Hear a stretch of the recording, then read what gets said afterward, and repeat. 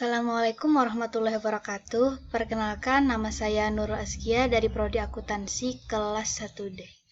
Di sini saya akan mempresentasikan makalah hasil kerja saya yang berjudul Demokrasi di Indonesia.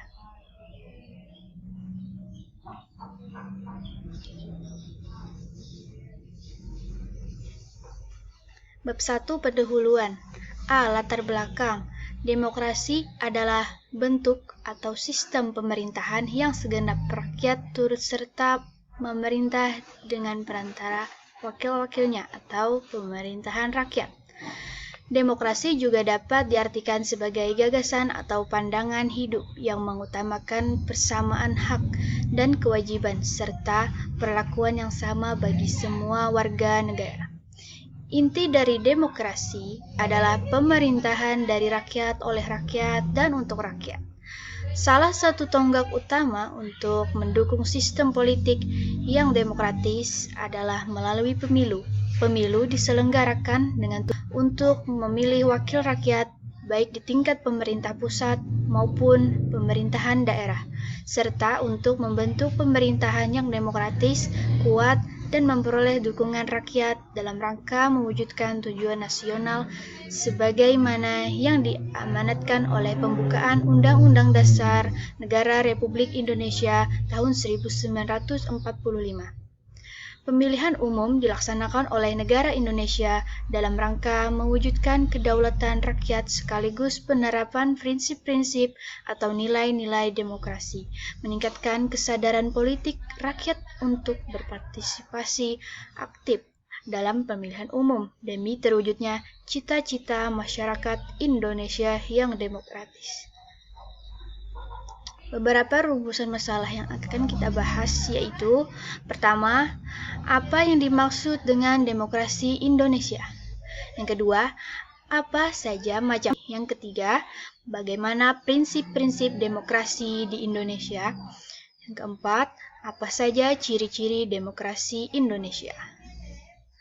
Tujuan dari makalah ini adalah: 1. Untuk mengetahui apa yang dimaksud dengan demokrasi. 2. Untuk mengetahui macam-macam demokrasi.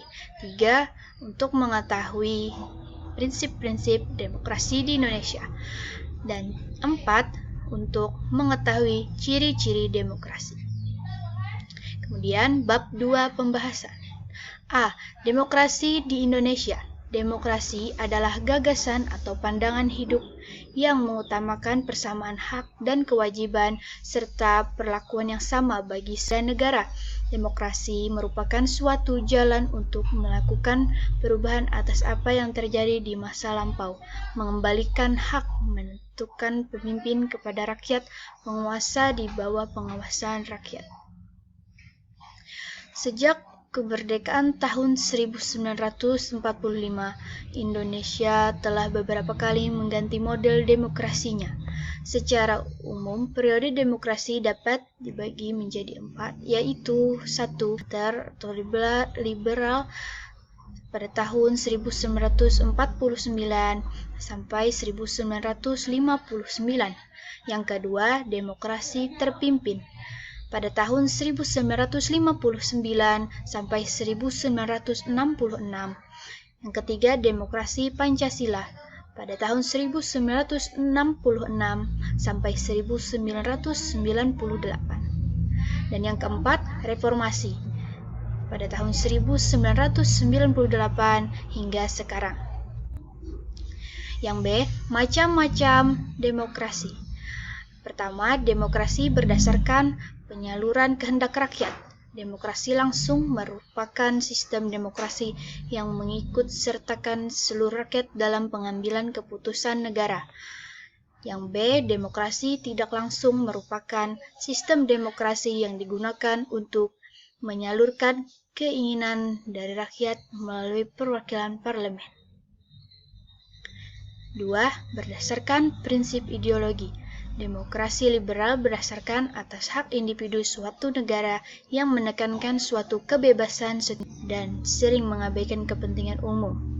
B. Demokrasi rakyat berdasarkan atas hak pemerintah dalam suatu negara yang didasari dari paham sosialisme dan komunisme yang mementingkan kepentingan negara dan kepentingan umum. Yang C. Demokrasi Pancasila yang bersumber dari tata nilai sosial dan budaya bangsa Indonesia dengan berdasarkan musyawarah dan mufakat yang mengutamakan kepentingan umum. Yang C. Prinsip-prinsip demokrasi di Indonesia. 1. Kedaulatan rakyat.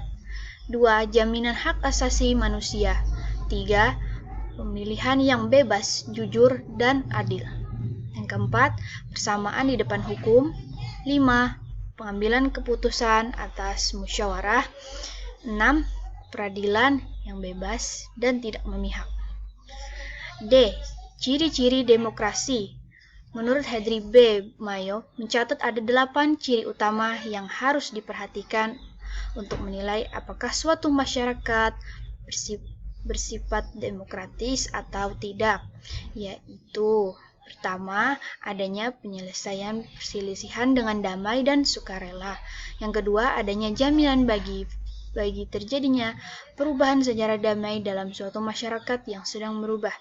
Yang ketiga, adanya pergantian penguasa yang berlangsung secara teratur. Yang keempat, adanya pembatasan atas pemakaian kekerasan secara minimum. Yang kelima, adanya pengakuan dan penghormatan atas keanekaragaman. Yang keenam, adanya jaminan penegakan keadilan. Yang ketujuh, adanya upaya memajukan ilmu pengetahuan. Dan yang kedelapan, adanya pengakuan dan penghormatan terhadap kebebasan. Contoh demokrasi dalam bernegara. Jadi di sini ada gambar ketika pemilu atau pemilihan umum presiden dan wakil presiden. Kemudian ada juga contoh gambar ini orang yang sedang demo. Bab 3 penutup kesimpulan. Demokrasi adalah gagasan atau pandangan hidup yang mengutamakan persamaan hak dan kewajiban serta perlakuan yang sama bagi semua warga negara. Demokrasi adalah bentuk atau sistem pemerintahan yang segenap rakyat turut serta memerintah dengan perantara wakil-wakilnya atau pemerintahan. Jadi, dalam demokrasi juga ada yang secara langsung dan tidak langsung. Jika secara langsung, maka rakyat langsung yang ikut berpartisipasi, seperti pemilihan presiden dan wakil presiden. Sedangkan demokrasi yang tidak langsung itu melalui wakil dari rakyat. Oke, sekian penjelasan dari saya. Salah kata mohon maaf. Wabillahi taufiq wal hidayah. Wassalamualaikum warahmatullahi wabarakatuh.